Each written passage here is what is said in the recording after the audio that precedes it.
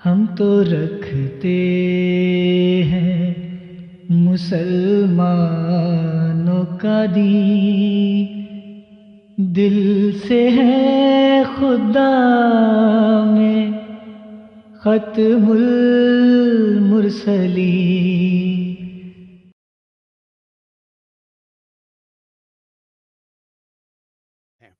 آپ جی پیارے بھائیو، یہ تھا آج کا ہلکا سا جو انٹروڈکشن۔ اس کے بعد خاکسار جو ہے وہ چلے گا محترم مبارک صاحب کے پاس۔ مبارک بھائی، آپ کو میری آواز آ رہی ہے؟ جی ڈاکٹر صاحب، آپ کی آواز آ رہی ماشاء اللہ۔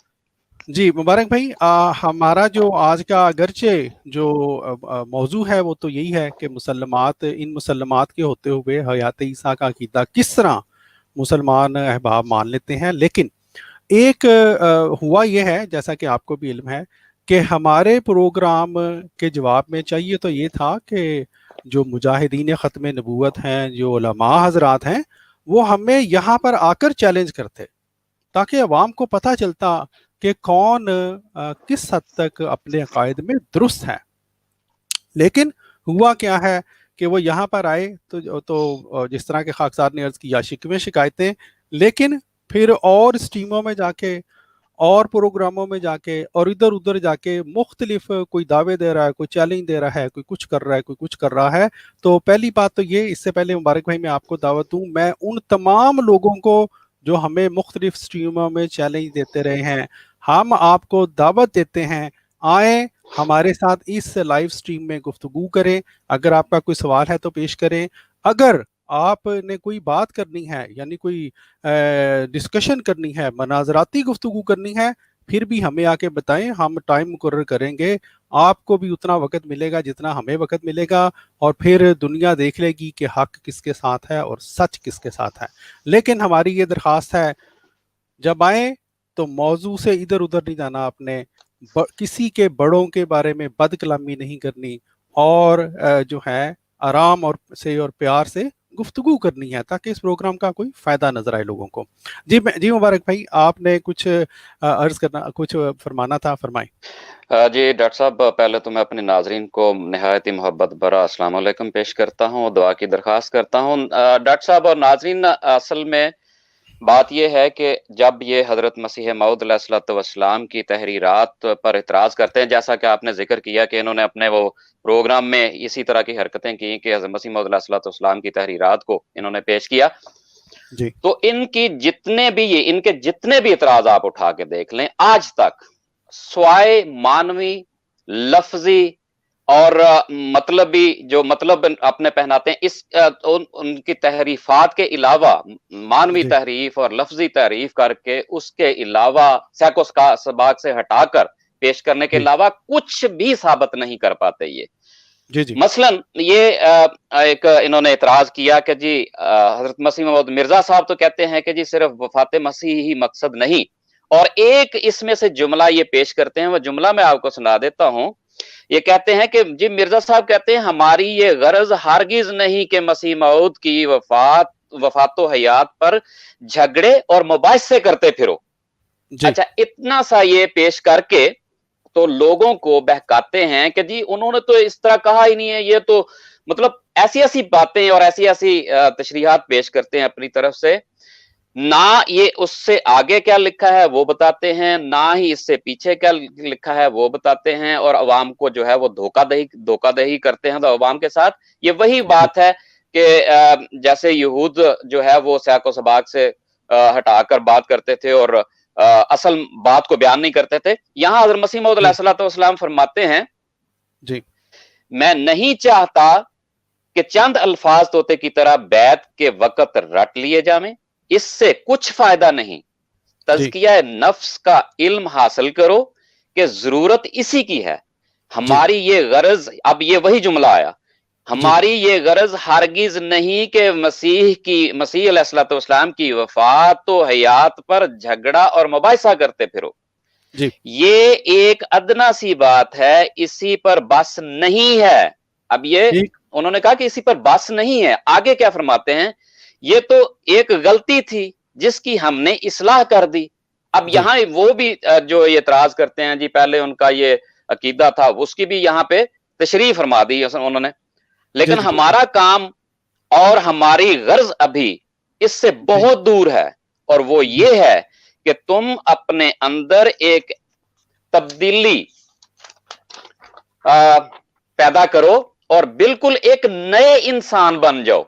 جی بالکل. اب یہ کتنی واضح تحریر ہے اور کتنی صاف تحریر ہے. جیسے ڈاکٹر صاحب اور ناظرین دیکھیں، جب انسان مسلمان ہوتا ہے تو وہ کلمہ پڑھتا ہے، اور کلمہ پڑھنے کے بعد کیا اس کو بالکل جو دوسری باتوں سے چھوٹ مل جاتی ہے کہ جو مرضی کرتا پھرے کیونکہ اس نے اقرار کر لیا؟ ہرگز نہیں.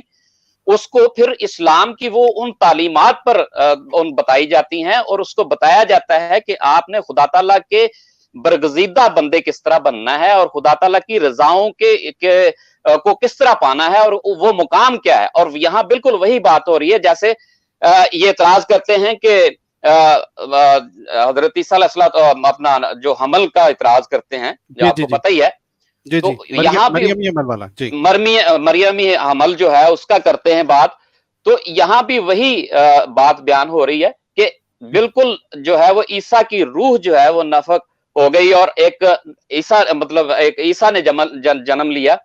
تو یہ بھی ایک نئے انسان بن جاؤ، وہی بات ہو رہی ہے. اس لیے ہر ایک کو تم میں سے ضروری ہے کہ وہ اس راز کو سمجھے اور ایسی تبدیلی کرے کہ وہ کہہ سکے کہ میں اور ہوں، یعنی جو پہلے میں تھا، جو میرے پہلی کمزوریاں، کوتاہیاں، گناہ میرے ساتھ تھے، وہ نہیں رہا.